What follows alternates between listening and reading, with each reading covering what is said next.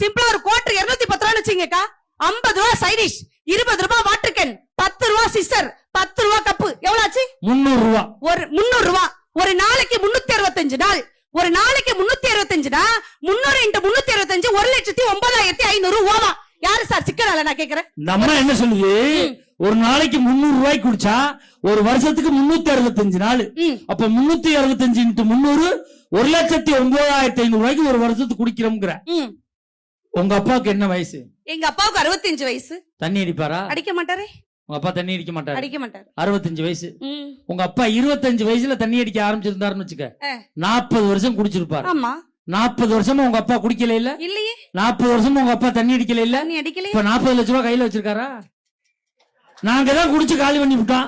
இப்ப 40 வருஷமா தண்ணி அடிக்கல, 40 லட்சம் ஓவா கையில வச்சிருக்காரா? எங்க அப்பா பத்தி கேட்டாங்களா? அப்ப எங்களை பத்தி கேட்டா உங்க அப்பனை பத்தி கேட்போம்.